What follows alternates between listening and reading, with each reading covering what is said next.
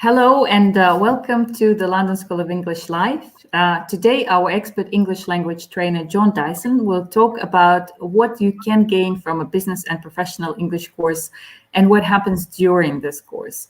Here with us today, we also have Faiza Afzal from our sales team. And before we start with the main content, Faiza, over to you for a few words about our business and professional English training in London and online. Thanks very much, Olga. Thank you, everyone, for joining us today. We have a variety of delivery methods for our business English courses. You can find a lot of that information on our website, and you'll see the URL coming up shortly. We offer courses face-to-face in our center here in London, in Holland Park. They're delivered with small group sizes of 4 to 6 participants on a part-time or a full-time basis. So you can also take them as a combination course where you would study with a group for half of your course and study one-to-one so that the content can be tailored to your needs. We also offer 2 versions of the online business and professional English course. There is a more intensive version, which is 3 hours per day, 15 hours per week. We offer it in 3 different session time slots, and they're from Monday to Friday every day. And then we also have a business English Express course. So that's designed if you maybe only are able to study once or twice a week. And those are offered in the evenings here in the UK time on Thursdays and Tuesdays. So we offer different options depending on what your preferences are. If you're able to come over for some intensive study, if you want to join us online, and we're actually running all 3 of those courses next week. So we've got groups in London, we've got groups online, and we've got the Business Express course running too. So feel free to join us when you can. Great. Thank you very much, Faiza. And I would like to say welcome to everyone who's joining us.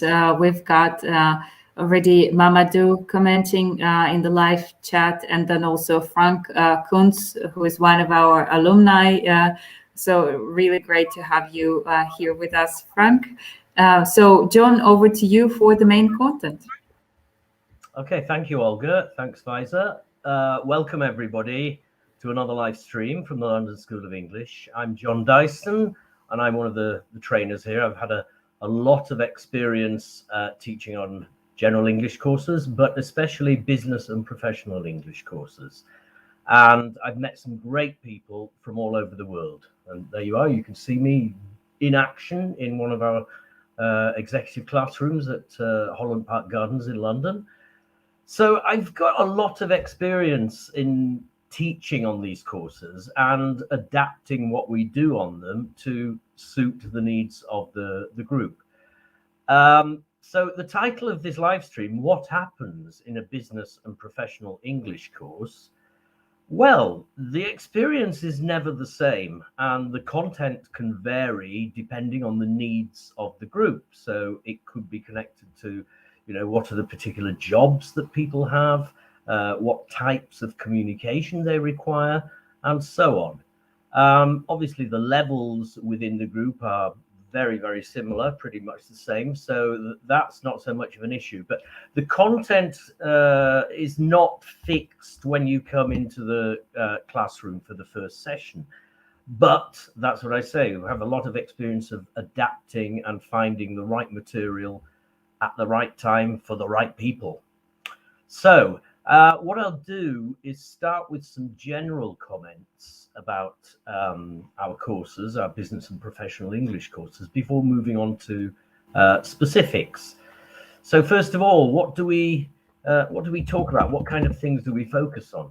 Well, first of all, we focus on probably the most important to you initially, which is language use. So what we're doing there is we're focusing on grammar, firstly. And for example, if somebody says, how many years do you work for your company? I understand what they're trying to say, but it's not correct. So we're going to correct it by saying, how long have you worked for your company?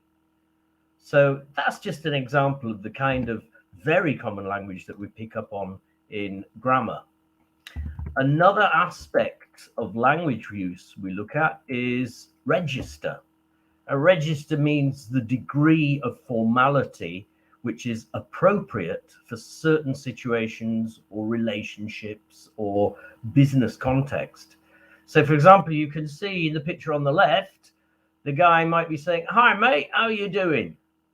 Which is fine if it's a really informal situation and, you know, there are a couple of friends who know each other, but not really for a business context. In which case, picture on the right-hand side, how do you do? I'm very pleased to meet you. So again, we're looking at the differences and the nuances between using one or another type of language. We also focus a lot on another area which is extremely important, which is, you know, functional and situational language. So we're talking there about things like how to build relationships, how to network, for example. And that is real life situation. So it's functional situational language which you're getting the opportunity to use in a real life context. So how to make friends during the breaks, the coffee breaks, at lunchtime, after the classes, it may be, if you go on an excursion, maybe you join up with your group to go to the pub or you go out to a restaurant together.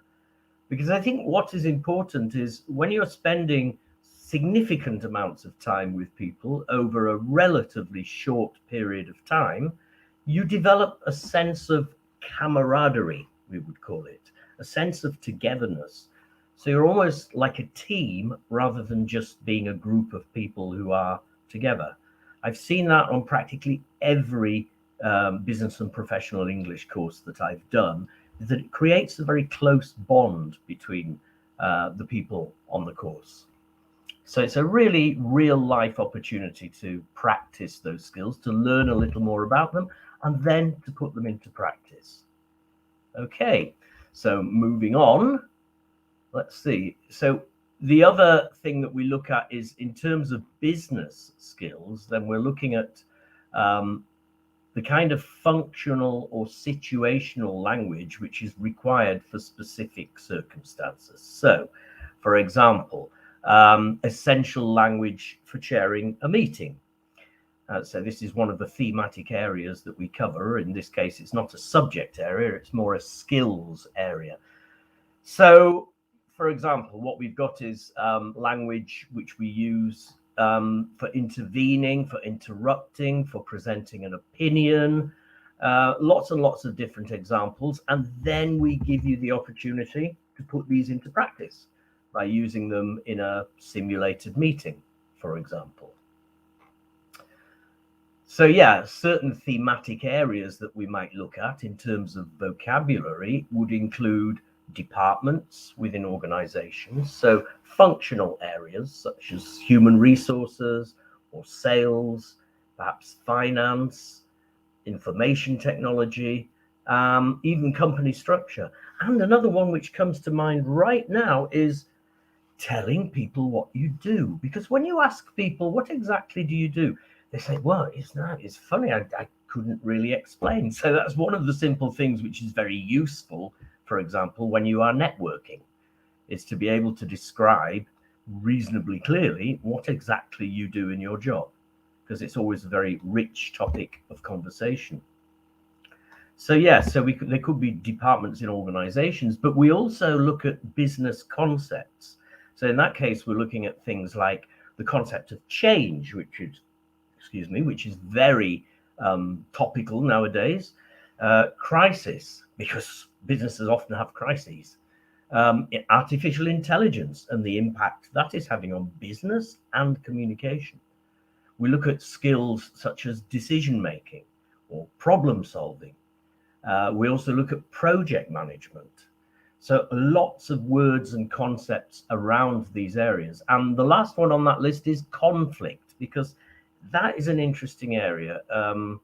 Very often conflict is one of the most difficult things to manage when you're using another language. So what we like to do is, depending on the group, is to give you a situation where you need to resolve a conflict. And The idea is you experience this. This is the important thing. You experience it. You don't just sit and read about it in a book or you do a worksheet. No, we actually practice a scenario. So you do a little bit of acting perhaps. And from that, we can extract really useful insights to give you good feedback on your language performance, but also your overall communication. That is the impact you have when you communicate. So yeah, so that's it. Key skills for functioning in the business environment. Obviously, there are many more subject areas we could talk about. We can talk about relationship building. How do we build relationships? Running and participating in meetings. So you might be chairing a meeting, or you might simply be participating. What kind of language do you need to help you to do that? Negotiating. So certain very key expressions and vocabulary connected to that. Giving presentations. Maybe you need to give a short presentation in your job. We can provide language that is connected to that and the opportunity to practice, to actually give a presentation, video record it and get some feedback on it. Of course, there is working virtually, which means this on Zoom or Microsoft Teams or whatever it might be. And of course, that now has become the norm for many people, but it is still quite a challenging thing to do for many people. And we also focus on business writing for those who are interested in focusing on that area. So report writing, but in particular, writing emails and communicating via instant messaging, which is very common nowadays.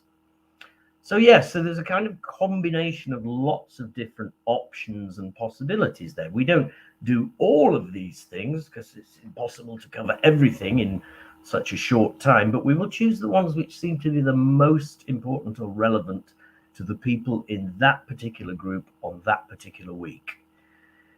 And of course, underlying all of these vocabulary and language function areas are concepts like listening actively or asking questions correctly, and the concept of influencing people positively.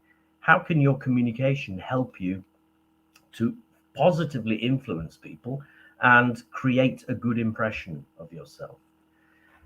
So those were some general comments on the way that we, the thinking behind our business and professional English courses.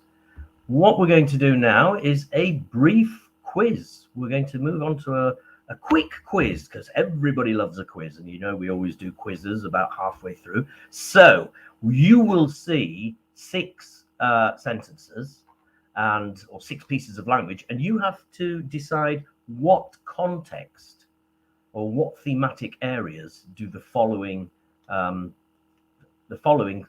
refer to. So let's look at the first one. So the first one is somebody is saying, we are going to merge with our Chinese partners next year. That'll be a challenge. Now, this is something that I don't think I mentioned above, but it's also a very, very important part, an important dimension of international business, which is what a lot of you are learning English for, learning business English for. So we're going to merge with our Chinese partners next year. That'll be a challenge. The answer to that one is cross-cultural communication. So that would be the thematic area, which again is a very rich area to explore when you have, for example, in a group of 6 people, you have 6 different nationalities. So six different perspectives on the world and 6 different ideas about how is the correct way, for example, to run a meeting. Right, let's look at number 2. So number 2 here is, what situation is this? If I gave you a discount, would you order more units of the product? Now, what situation is that? We mentioned that briefly earlier on. It's one of the thematic areas or the functional areas that we can cover in a business and professional English course. The answer to that is negotiation. Negotiation. Yeah. So we're using a second conditional sentence. Bit of grammar. If I gave you a discount, would you order more units of the product? So it's a typical sentence you might use in a negotiation. Okay, let's look at the third one, which refers to a department. I run our performance appraisal program, as well as the training courses we offer.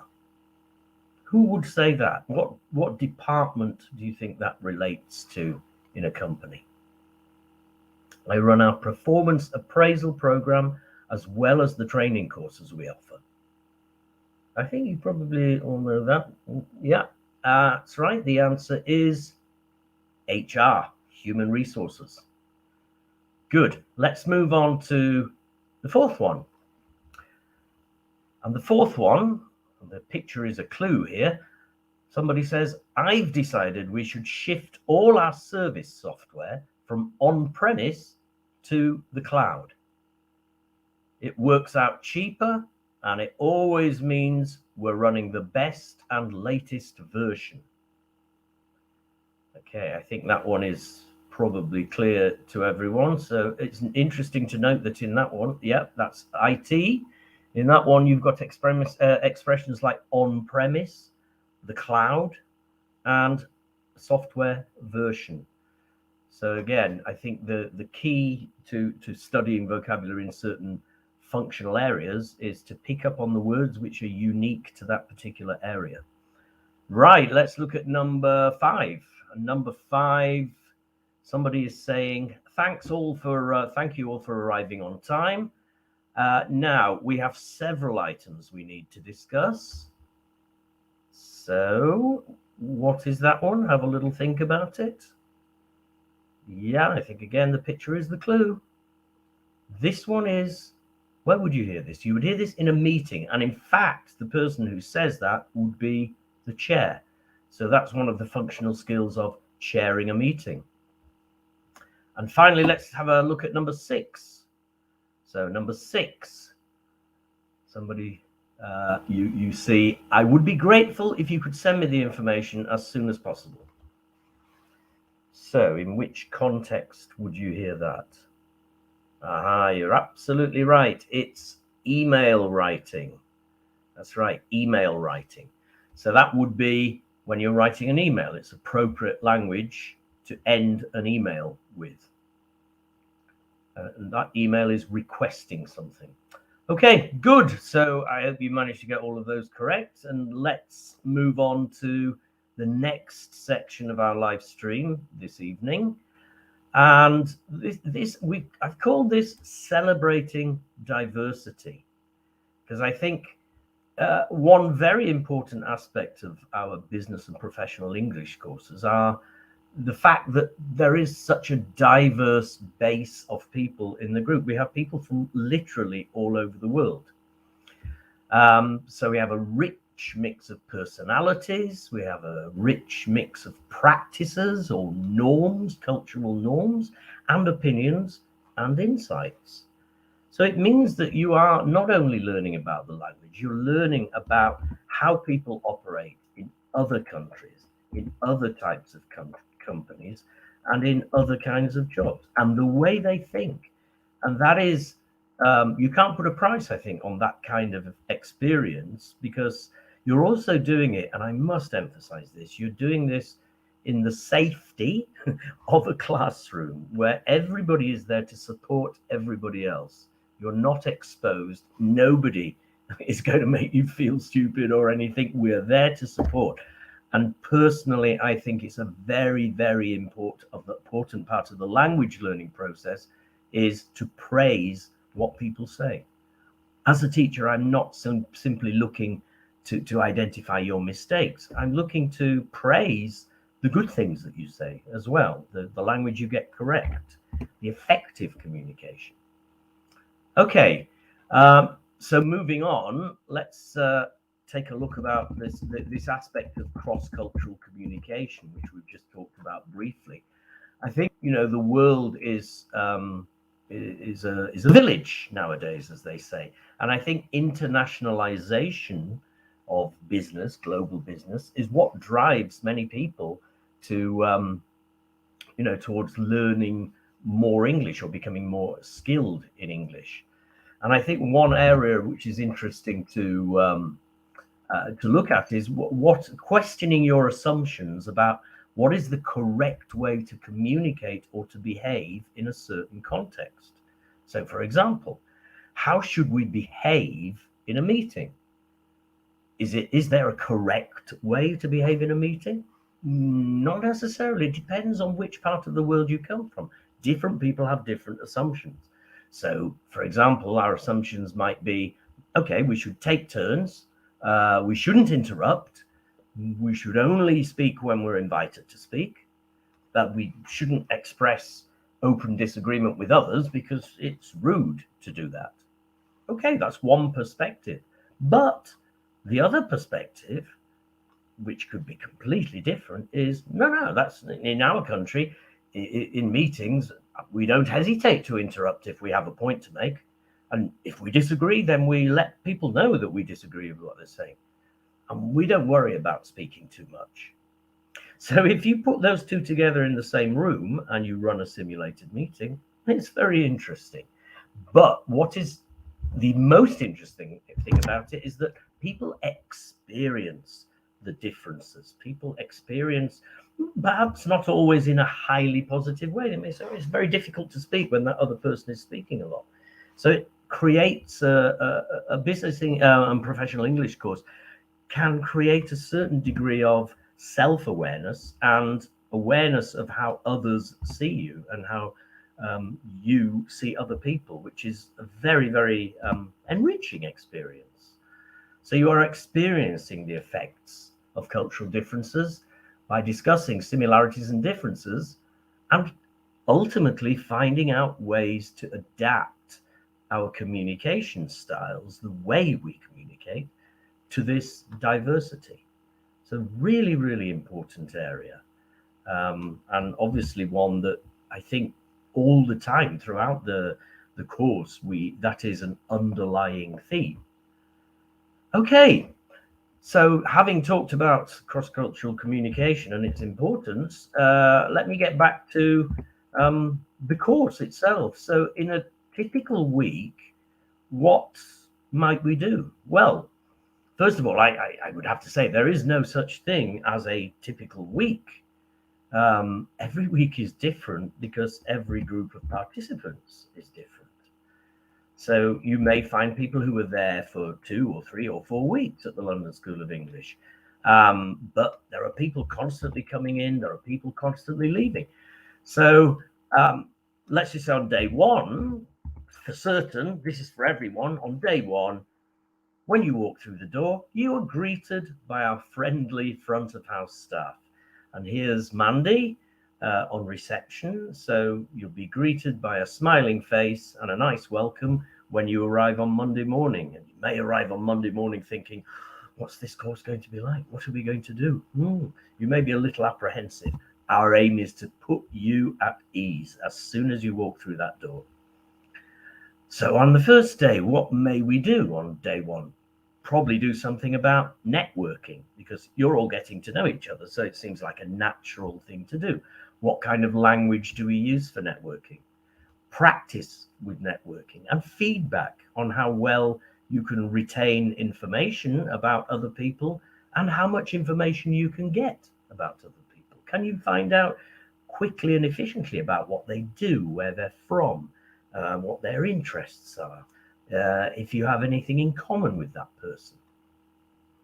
So that might be early on the first morning. Then we would probably have a discussion, some brainstorming about vocabulary used for effective participation in meetings. So a lot of different vocabulary may emerge there. And also, we may talk about what is a good or bad meeting? What constitutes a good or a bad meeting? And that's always an interesting subject of conversation because people have very different opinions on it. Okay. And then what we do to put all of this into practice, so there is discussion, but then the idea is that we put this into practice by holding a simulated meeting. So we will give you an agenda with some items to discuss. So it might be solving a problem, it might be making a decision. And in the meantime, I, or whoever my colleague might be, is there listening, monitoring, helping, low profile, and taking some notes so that after you finish the meeting, we can give you some useful and effective feedback. So that's day one. Day two. Okay, so day two could be, for example, a listening exercise, listening to an expert on a TED talk, talking about technology and communication, for example. So we then move on to, all right, let's do an exercise on the kind of language you need to express an opinion, to agree or to disagree in English. So we may do something like that. And then perhaps we could lead into a debate. So debate on, for example, working on international projects. Has anybody got experience of that? How easy it? What are the problems involved? How can we work around those problems? So the main thing is, obviously, as far as the teacher is concerned, the teacher is the expert on language and communication. We know a lot about that, but we're not necessarily experts in business. Personally, I like to think I'm pretty well informed about the world of business, but that doesn't make me an MBA professor, let's face it. So you are the experts in that sense. And I think that's important because it gives you a certain power in the classroom. It's not simply the case that the teacher knows everything and we are here in a passive role. Not at all. Very much active participation and drawing on your skills and your experience. And I think that's why I would say user-generated content, for me, is an important part of the course. So I do an exercise, for example, where I ask people to come to the class the following morning with prepared to explain about a real life problem that they have or they are having or they have had, and explain it to the rest of the group, and then the rest of the group try to give them some advice or make some suggestions. So it's very much drawing from your own experience there. We are, if you like, the facilitators and of course the guides when it comes to language and communication. Moving on to day three. Okay, day three could be starting off with a review of language from the previous day, leading into using keywords and expressions for financial management. So, you know, terminology which might be useful for you, maybe not as a finance expert, but certainly for you to talk about things like budgets and fixed costs and revenues, that sort of thing. And then very often on day three, I look at the theme of negotiation. So what we're looking at there is ways to influence people to get what you want, to influence them positively. So that can involve working in small groups to prepare a negotiation strategy. And then you work again with people who are in another group, and you come together and you do a negotiation. You carry out a negotiation. Which is always one of the more interesting activities during the week, because you can never predict what the outcome is going to be. And once again, after that, there is extensive feedback on language, extensive feedback on your general communication, on vocabulary, extending vocabulary where required, and pronunciation, another very important part. Because, of course, in business, you want to understand people, but you also want to be understandable. Okay, moving on quickly to day four. So on day four, we would, for example, have another thematic area, a crisis scenario. So going to give you a crisis. This is the situation. It's a big problem. It's urgent. And you're going to hold a meeting and try and find a solution. And time is running out. So that kind of puts you in a certain context, a certain situation where you start, you know, developing the language you already have for meetings, etc., and you try to find a solution to the problem.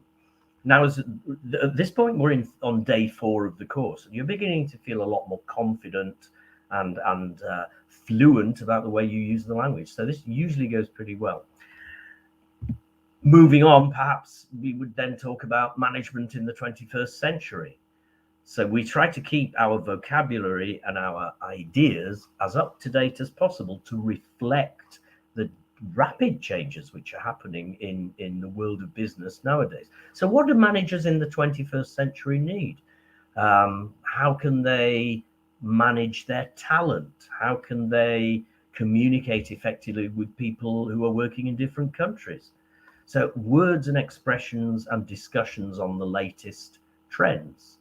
And that could include, for example, watching a video presentation on how managers respond to this rapidly changing world. So we try to use a mixture of specifically prepared material for language courses, but also authentic material, which is really important to help you get more experience of real life business situations. Right, well, the days are flying by and we come to day 5 of our week-long course. Now, day 5 is usually quite a special day because when it comes to the first break in the morning, what we normally do is we have a leavers ceremony, as you can see in the picture there on the right, a leavers ceremony in the dining room where everybody is awarded their certificate, where a little speech is made, and you have some very tasty little cakes. I don't know if you can see on that table there, there's some very tasty little cakes made in-house, and they disappear very quickly. But that's a rather nice way to end your week, to give a sense of occasion to your final day. It may not be your final day, but it's Friday, we're coming up to the end of the week. We like to celebrate that a little bit. The other thing that we often do, and it's not obligatory, but we really recommend it, is that earlier in the week, we've mentioned that the participant, each course participant, is welcome to do a presentation. Well, that usually means a presentation with a short PowerPoint deck, standing at the front of the class and explaining something perhaps about their work, about the world of business, about the area they operate in. So that is always a really enjoyable and enriching experience. I normally video record it in order to help with giving feedback, but also so that the participants have a record, have a product of something they actually did at the end of their course. And by that time, as I said before, they're feeling a lot more confident, a lot more secure about their ability to do that. So that's one possible week on a business and professional English training course at the London School of English. Before I finish, though, I just like to talk about how do we give feedback? Because this is where we're adding value throughout, but this is the real value that we want to add in terms of making your language measurably better. So normally after any communication task, we do extensive feedback. So we have extensive reviews after communication tasks. As you can see, that's what I'm doing here in this picture. So that might mean corrections to things which are wrong. It could mean slightly amending pieces of language which are almost right, but just need a final touch. It could be suggestions for other ways of saying something. And as I said earlier in this talk, it could be praise. Well done. You said that really well. That was really effective. Well done. It could be about language use. It could be about vocabulary. So what's the best choice of words? Why is one particular kind of word or expression better than another in this context? What are the kind of common collocations? So, for example, we can take a word like a meeting. I'll say, well, how many verbs can you use with a meeting? And actually, if you count, it's quite a lot. So you can call a meeting, organize a meeting, arrange a meeting, schedule a meeting, hold a meeting, call off a meeting, postpone a meeting, cancel a meeting, run a meeting, chair a meeting. So you get the idea. There's lots and lots of good, strong word partnerships that you can learn if you take a key business word like that. And in terms of pronunciation, well, it's really about being understood and understanding others, as I said. So It's being aware of the complexity of English sounds and avoiding what we call, for example, false friends. So, for example, for French or Italian or Spanish speakers, they see the word agency and they say, right, agency. And I say, no. In English, we say agency, not agency. But it's almost the same word. I know, but we pronounce it differently because we're English. Yes, basically. And the communication, I said we also look at communication and talk about, is your communication effective? If yes, well done. And if not, well, why? What happened? How can we improve it next time? So the communication may be that the other person doesn't understand you, or it's because the other person doesn't respond how you wish them to. So I think one of the most important things when you're learning English, business English as a foreign language, is to learn how to manage the communication process, because it is a process. And when you have two non-native speakers talking to each other in a language which is not their own, then of course there is always a risk of miscommunication or misunderstandings.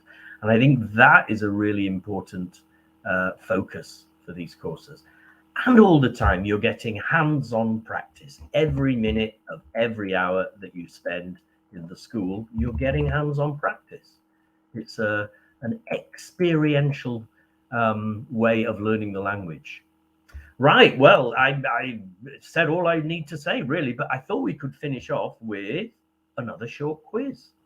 So I think we're doing all right for time. I'll whiz through this. In this quiz, can you remember examples? Can you fill the gaps with words which have occurred in this second half of my talk? So number one, can you remember this non-typical example of a week? So fill the gaps. So we are learning about the language we need to participate in meetings. Okay, I'm going to go quite quickly here and put, I think we put the answer up. The answer is key language, key, most important, most useful, the key language we need to participate in meetings. Okay, number two, I said one of the themes that we often cover are things up to date. So it could be in the 21st century. So this word begins with an M. So it's talking about something which is fundamental, something that you need your English for, which is management. Management in the 21st century. Good. The next word is, looking at sentence number 3, we celebrate the diversity reflected in the profiles of our group members. And this expression, this word means from all over the world, from all over the world. And it's a word we also use to describe companies, a company which operates in lots of different parts of the world. Okay, and the word is multinational. That's right, multinational. So the multinational profiles of our group members. Okay. I've also mentioned quite a lot during the description of a typical course that we like to do a lot of practice. So number 4, sentence number 4 says, we did a negotiation and it was really fun. I learned a lot about my communication style too. So this word is kind of the opposite of real or real life. So we'd call it, we did a simulated negotiation and it was really fun. I learned a lot about my communication style. Okay, so we simulate in the classroom, and it's a very effective way of, it's the next best thing to the real thing. And finally, number 5, on the last day, Pedro gave a about his company's activities in Southeast Asia. We all really enjoyed his performance. Well, this one is a little bit easier, I think, because it's something I said recently. Yes, he stood in front of the class and said, good afternoon, ladies and gentlemen. Today I'm going to speak to you about, okay, you all know what that is, don't you? That's a presentation. Presentation, yeah. So that's really, that's the end of that quiz. I hope you got all 5 of those correct. And that's it. So what happens on a business and professional English course at the London School of English? My answer would be a lot. Of course, I can't fill half an hour with just those words, but it depends on the makeup of the group. We learn about the language, we learn about other people, and we learn about ourselves. And that includes the teacher as well, actually. I've found from my experience, we use the language and we realize what we can do, even if we've never tried it before in some cases. So I think I'll leave it at that and hand you back to Olga. Thank you all very much for listening.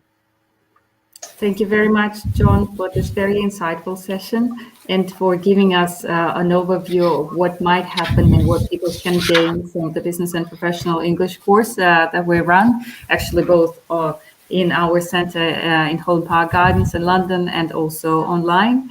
And I would also like to say hello to Miriam, who I know is one of our alumni. I know that Faiza is just waving to Miriam Yes. as well, who is saying that potentially she might join sometime next year, obviously given everything that's happening with coronavirus.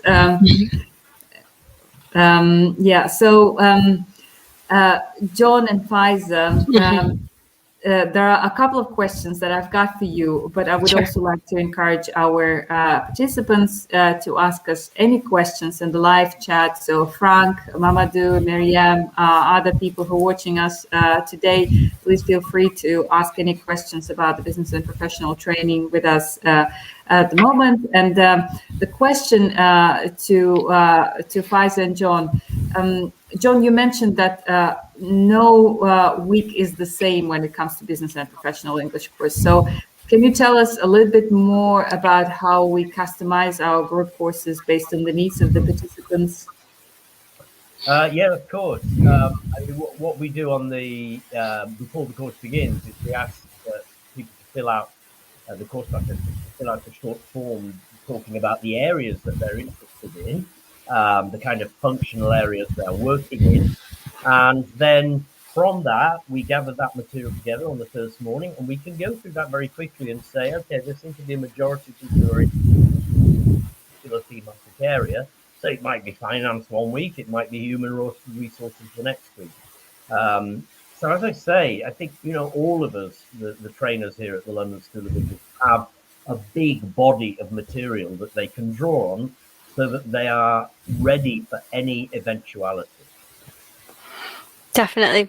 I think I would also agree in terms of the clients that we've had. So a lot of the times when clients are asking, what course should I take? When should I take it? Is there a perfect week? And every week is the perfect one, to be honest. Because what you get is a new group of people, a different trainer every week, and there's an advantage to that too, that you'll be exposed to different learning styles. So while you might cover similar concepts like the one that Jon's mentioned, it'll be approached differently because it's a different teacher or because it's a different group of people that have different types of priorities. I would very much echo what Jon's just said with our trainers. They have a huge pool of resources, but they also have so much expertise, and that's where we're so lucky to have such talented trainers that can literally take any group of people, take a look at the needs they've shared in the pre-course questionnaire and say, right, this is what would work for the majority of the group. Here's something that maybe you might want that is relevant to you or to somebody else. So it allows you, I mean, we've spoken about this internally before, but it allows you to tailor your group training in a way that isn't always possible. And we have small group sizes, so when there are 4 to 6 people, for example, that's possible. So it's really quite helpful because you get to learn with others, but you also get to cover what you need. Great, thank you, Jon and Faiza, and it's really reassuring to know that it's so customized to our clients. We also have a comment from M. Bukulescu, who's been following us for a couple of months, and he's saying, "Good work, great. That's good to hear." And another question, Jon and Faiza. I know that lots and lots and lots of our clients kind of feel like they're stuck at an intermediate level. So they can understand people really well. They can communicate relatively easily, but they don't feel that they're eloquent enough or they're fluent enough, or they kind of lack the confidence. And that's one of the reasons why they take our business and professional English training. Can you tell us a little bit more of how we help them to get unstuck, and how we help them and support them in this process? I mean, if I can leave the academic part to Jon, I think one of the things I'll pick up from what he also shared earlier was the fact that we facilitate an environment and create a safe learning space. So I've seen this through the countless reviews and testimonials that we have from our clients, or even discussing with clients who've taken the course and then they're like, I'm coming back again. And what they say is, especially when you're at that intermediate level, that you might sort of passively know a few things, but you feel really nervous about applying them. And what really helps is when they're in a classroom and in a group where it feels safe, they can try anything and then have that confidence to try that with other professionals, not necessarily the professionals they work with. And so then, it allows them to sort of reach the next level of their language and be like, oh, okay, I used to be nervous before, but now I've left and I feel more confident. I know Jon mentioned it about, sometimes at the end of the week, students build towards doing a presentation. And we've had many wonderful stories, but one that sticks out is one of our Japanese clients kind of came to us and was really nervous about their language, didn't have very much confidence, and then had done his presentation and did such an excellent job that his trainer suggested that he present to the whole school during our leavers ceremony before COVID days. And it was so wonderful. Like he had this confidence, he did everything right, and I could see sort of all the trainers nodding their heads because they could see him applying all the language and be like, right, he signaled here, he used this phrase, he said this thing. And all the students were so supportive of him as well, because they know exactly what it feels like to do something like that. And that has now given him the confidence to go on and be able to use all the language that he's learned. So I think, creating that environment is sometimes the little kick you need to be like, maybe I shouldn't be so nervous. Maybe I should try it. Maybe I can do it. And then allow you to apply it once you get back. Yeah. There's not an awful lot more I can add to that. I think Pfizer said it all in many ways. I would say when people come over, very many people who come over to the London School of English, because they're coming from lots of different parts of the world, they come for more than a week. So it may be 2 weeks, it may be 3, it may be a month, it may be longer. And I think that sort of slightly more extended stay really helps in the confidence that Pfizer was talking about. And that you can see that there has been some kind of, it's almost like when your car won't start and you put some jump leads on it and you turn the engine and it starts, and suddenly you can start moving forward again. And it's a little bit like that people arrive saying, I've had this level for a long time. But after a few days in the classroom and a weekend away visiting Oxford, for example, and then they come back and it's more and more. By the time they leave after, say, 4 weeks, it is notable to see the difference. But I agree with Pfizer that the key word is confidence. Self-confidence is so important, because I think it can be a booster for many people, and it can be a barrier for other people if they can't sort of get over that lack of self-confidence. But I also think in terms of moving forward, once you've got that momentum from having studied or having done these courses, I think, when you go away, what I always try and do with people finishing courses is say, okay, look, these are some of the resources you can use.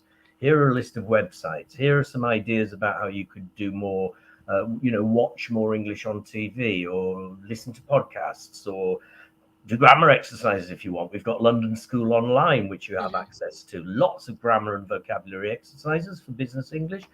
And, preferably, if you get the opportunity to practice your English. And if you can get feedback, ask people to give you feedback, because that is the way to move forward, and it's the way to maintain the level. And I know it's really challenging for some people in certain circumstances, but there are ways you can do it. And I always say to people, look, it's better to do a little bit of English very frequently rather than doing a lot of English once every 2 weeks, because, Yep.